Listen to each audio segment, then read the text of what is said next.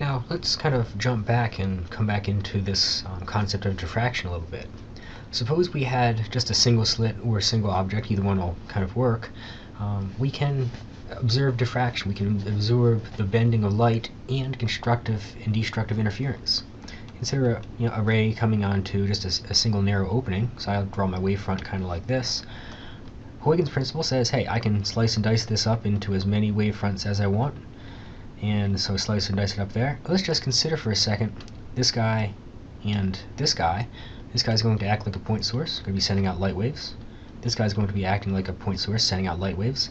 This is going to look just like a double slit. I'm going to be able to see constructive and destructive interference depending on where I am on my screen.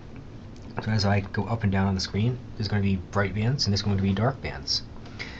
Now, if we kind of said, hey, we would expect the brightest light to be when the light goes straight through, then that's going to be true.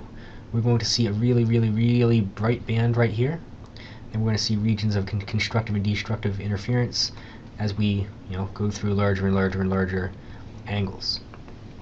You can also see this in water waves, kind of incident upon an opening. You can see the brightest ones going to be right here, getting weaker and weaker and weaker as we get further away from the source. Now, when we take a look at this pattern right here, it's a little bit different than the interference pattern. We're going to call it a diffraction pattern because we pretty much only have a single slit, but really it's just going to be the light and the dark stripes. We can apply some geometry, just like we did for the double slit, and kind of come up with where we would expect the bright bands and dark bands to be. And again, the intensity is just going to be, the intensity is going to be largest right at the very center of the slit. And it's going to be a dark band, bright band, dark band, bright band. And actually for diffraction patterns, we really care about where the dark bands are going to be. You can kind of see that it's going to be related to the wavelength as well as the slit distance, or slit width. So this D right here is going to be the slit width. Just kind of more formally, we would say, I'm not going to drive this for you, but we would say that the slit width multiplied by the sine of the angle, kind of where we are on the screen, must be an integer multiple of the wavelength, and this is going to be describing the dark bands, the minima, where we're going to have the dark bands occurring at m is equal to positive and negative 1, 2, 3, and so on and so forth. Note that we're not going to see one at m is equal to 0, simply because we know at m is equal to 0, sine theta must then be equal to 0, but at sine theta is equal to 0, when theta is equal to 0, that's going to be where the bright band is. Now we've talked about one slit, we've talked about two slits. What happens if we have 3, 4, maybe 5 slits? Then what we're going to have is we're going to have more sources, and so we're going to have more interference. And the interference pattern is actually going to kind of look like this. Now suppose I added more and more and more slits on here, so add more. What's going to happen is I'm going to have more sources. So there's going to be more constructive and destructive interference. So in these regions right there, there's going to be more destructive interference, and I'm going to get more narrow peaks. So this is kind of interesting. I can add more slits, make my peaks more narrow, but they're actually going to occur the same distance apart because that's kind of where we are on the screen. It depends on the position. It doesn't depend on doesn't depend on the number of slits. Now let's kind of talk about where these maxima are going to occur. It's actually going to look just the same as a double slit. We would say d sine of theta is going to be integer multiples of the wavelength, so fairly easy. However, one thing to kind of keep in mind is this is going to be the number of slits per meter. So just a little bit different, but really the same equation. And these are going to be the maxima. So kind of what we're going to see is, suppose we illuminated some white light upon a diffraction grating, then we're going to see just some bright light or some white light at the very center, and we go off to the side and we're going to see a separation of the colors, simply because different wavelength, same m, same d, going to have different angles. So we can actually separate out the colors of the rainbow using a diffraction grating. Now this leads us into the spectrometer and spectroscopy, which is really just taking a look at the wavelengths that a source is going to put out. So we might have a source, we don't know exactly what that source is. What we can kind of do is send the light from that source through a diffraction grating, increase the number of slits, we increase the precision, and we can kind of take a telescope and work our way up and down, measure different angles, and we know that the different angles are going to be related to the wavelength if we know what the number of slits per meter is, and we know which maxima we're looking at.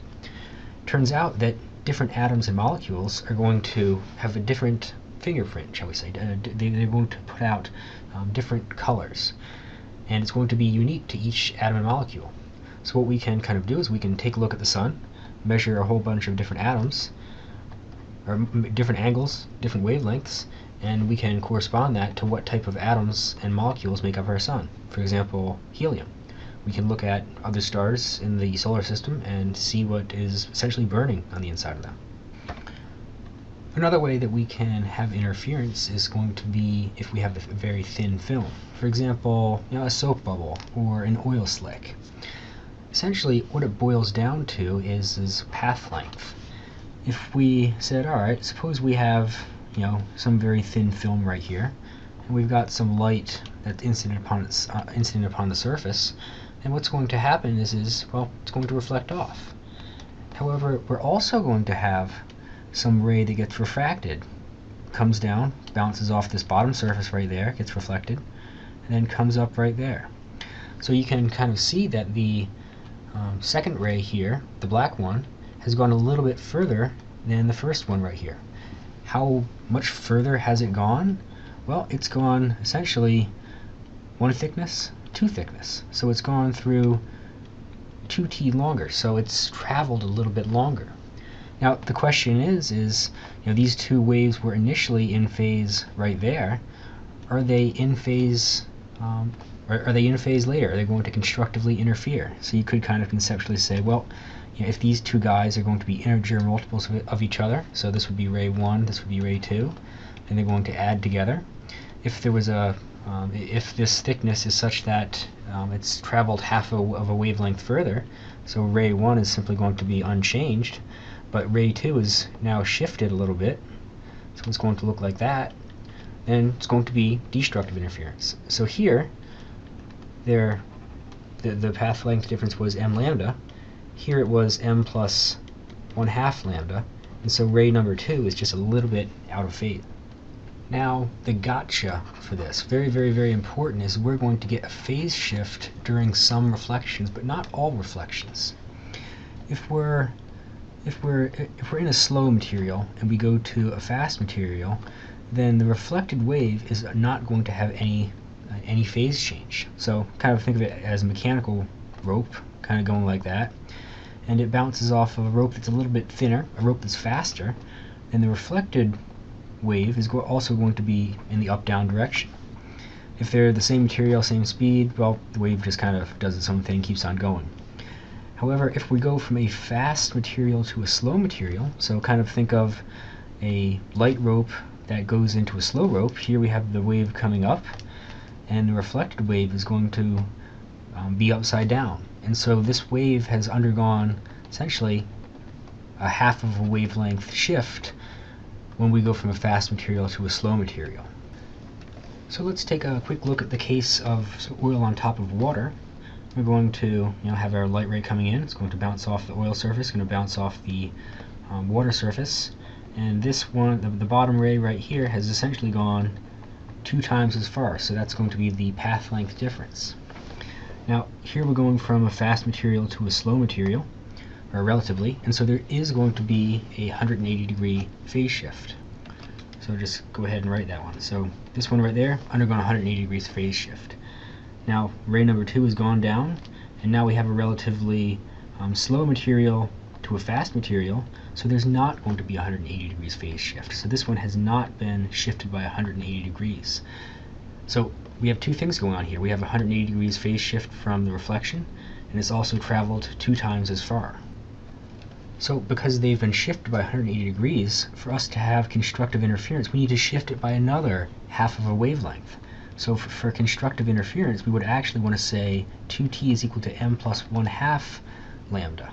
So this is going to, that's going to be the thickness, and this is going to be the wavelength. Something else to keep in mind, be very, very, very careful of, is this is going to be the wavelength in the material. So it's going to be the initial wavelength divided by the index of refraction. Very, very, very important to keep that in the back of your head. Destructive interference would be 2 times the thickness is equal to m lambda. Why? Because they're 180 degrees out of phase. We can also see this if we, say, took 2 microscope slides and stacked them together. We have some incident light coming on right here. I'm going to ignore this first reflection right here. I'm going to have a reflection right there. The second ray is going to go down, bounce back up, and we're going to be looking at the same thing. We're going to have 2 different rays, ray 1 and ray 2, and they can constructively or destructively interfere depending on whether they're in a phase or out of phase, as well as this path length difference. Ray number 2 has gone 2t further than ray number 1. Now, problem solving with thin films, pretty straightforward. We're going to have interference when 2 or more waves arrive at the same point in space, and constructive interference is going to occur when these waves are in phase with each other.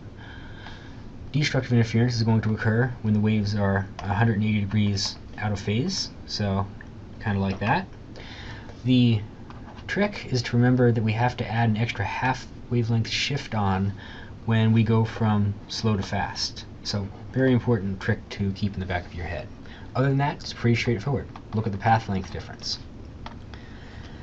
This slide right here kind of sums up constructive and destructive interference for you when there is a phase shift, or when there is no relative phase shift, or when there is a relative phase shift. So that way you can just kind of refer back to this and say, hey, which criteria do I have to look at?